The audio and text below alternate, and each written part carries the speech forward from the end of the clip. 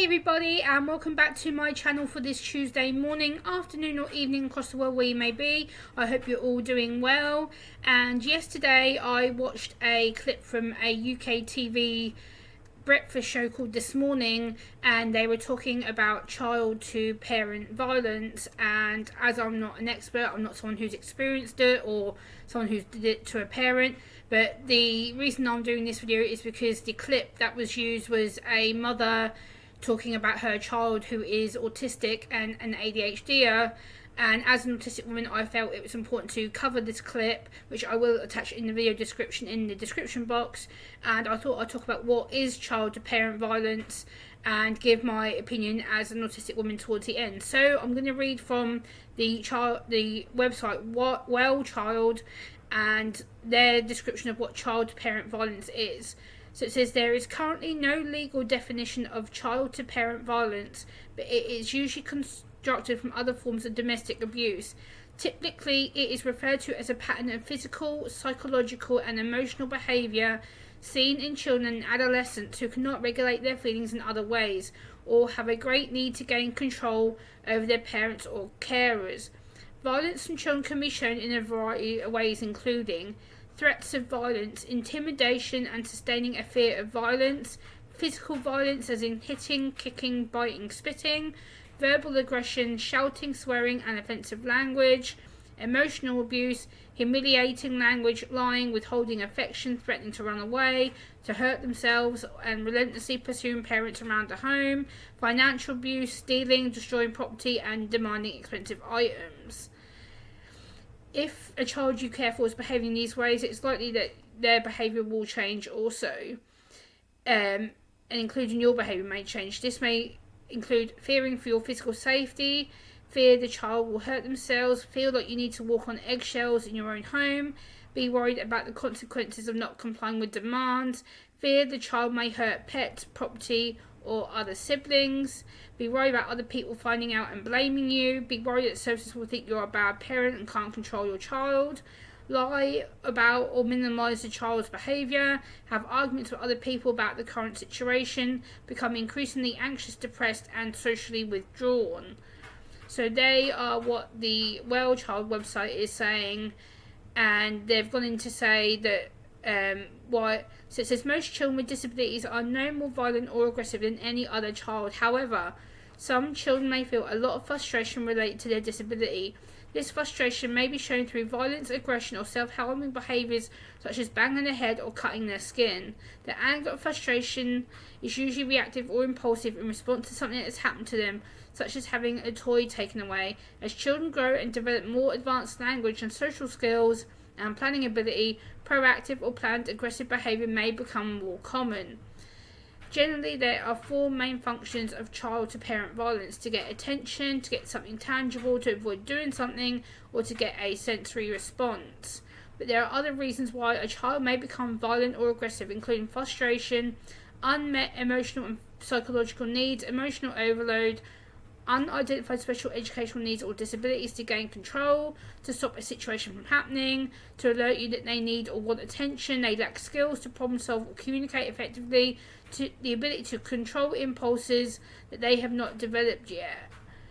So that is what Well Child website says about child to parent violence, which is a UK recognised charity. And I've also got the PEGS website, which was mentioned on ITV this morning the other day, and this is what they say about child to parent violence. It says child to parent abuse is where a child of any age displays repeated abusive behaviours towards a parental figure. This abuse may be physical, verbal, economic, digital, coercive or even sexual, and it's thought to occur of at least 3% of UK homes, although the real figure is supposedly much higher.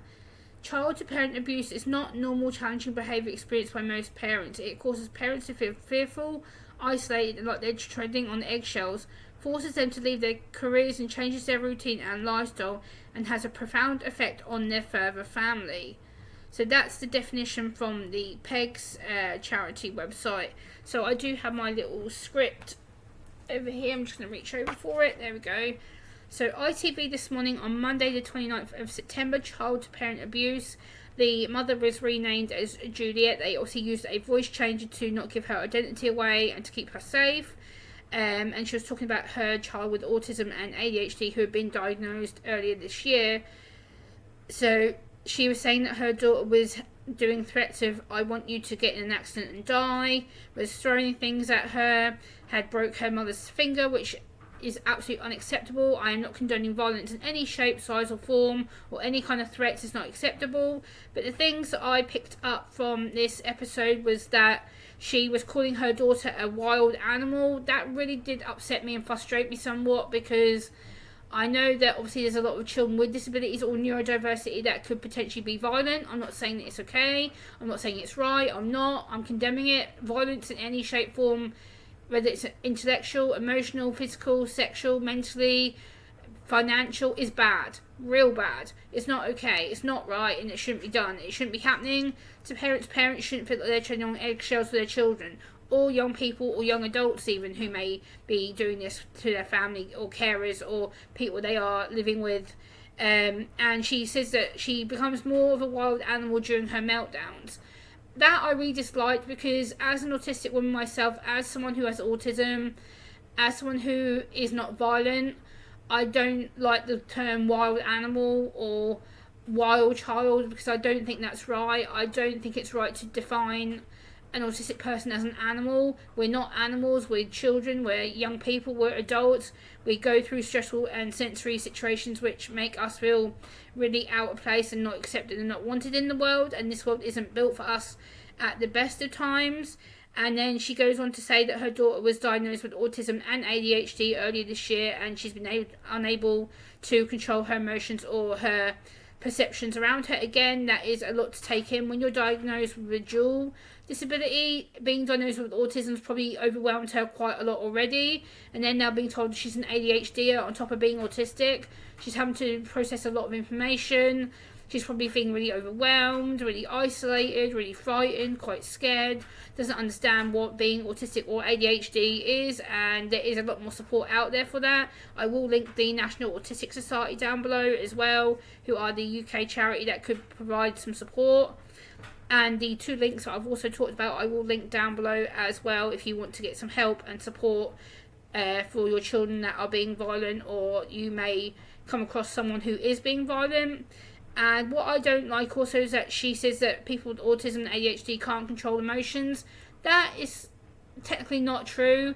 A lot of us can control our emotions. A lot of us can self-regulate, but it's the way that we choose to do that in that space, in that place that we may be at. If the person feels threatened or under threat, or they feel that they can't be safe to self-regulate, then they are going to be aggressive. They can potentially turn violent. Therefore, the outbursts are going to happen, and the meltdowns are due to a sensory overload, a auditory overload. A meltdown doesn't just happen. We don't just decide to throw our weight around or be rude or disrespectful or violent or cuss or say things that are not nice, because it's not how a meltdown works. It's a build-up of auditory and sensory information that gets stacked up and stacked up and stacked up and stacked up and stacked up and stacked up into our brains to the point that we can't function anymore. And yes, I agree with her when she says there's a difference between using autism as an excuse and also that people are different. Yes, we are different, but again, if a child is ADHD and autistic and they're having violent meltdowns, outbursts, they're losing their temper, they're threatening you, then there's always an option to seek help from whether it's social services or people around you. Like she said, she has got a good family support network, but again, being violent is never the answer. It's never acceptable. What I do worry about is when she makes a statement saying that people with disabilities are more than capable of being violent. That's not true. Like I've just read that paragraph. People with autism and ADHD are not all violent. Yes, there may be a minority group of us that are violent. There may be a minority of us that do have violent tendencies or violent obsessions or violent behaviours. It's not all of us. Not all of us with autism or ADHD are violent or would comprehend to be violent. I've never comprehended to be violent in my life. Like, I felt low and isolated, and I felt, frustrated, angry at times, yes. but I've never thought about hurting my family or friends or people that I care about. Also, when she says that parents are often feeling guilty for the behaviour or the abuse, that really makes me feel sad as an autistic woman, because as someone that is autistic and neurodiverse and someone that has, you know, at times made my parents feel frustrated, maybe a little bit upset with me, you know, it is hard for you parents. I'm not saying it's an easy ride, it's not. Having a neurodiverse child or even a neurodiverse young person or adult could be really difficult for you, and I understand that, because going through years and years and years not knowing that I was different and going through multiple emotions, multiple behaviours, multiple situations, you know, it's not easy for you. The parents are the brunt to take the brunt of it.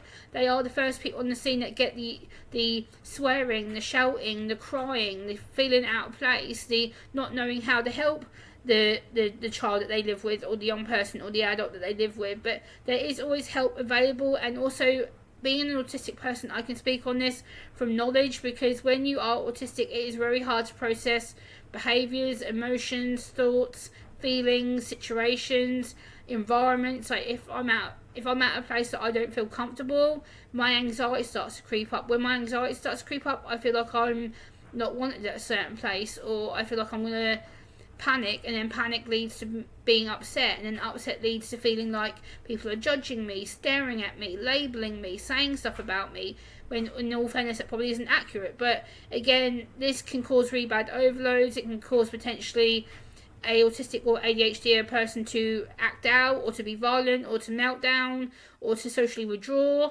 So again, we have to be very careful when labelling people. Like, I don't like the fact she called her daughter a wild animal. That really did agitate me. I'm like, because we're not wild animals. We are children. We are young people. We're adults. We are in a world that doesn't like us and doesn't care about us. But again, as an autistic woman, I had to speak about this. And yeah, please let me know what you think. Feel down below in the description, in the comment section, and I will see you next time. Bye.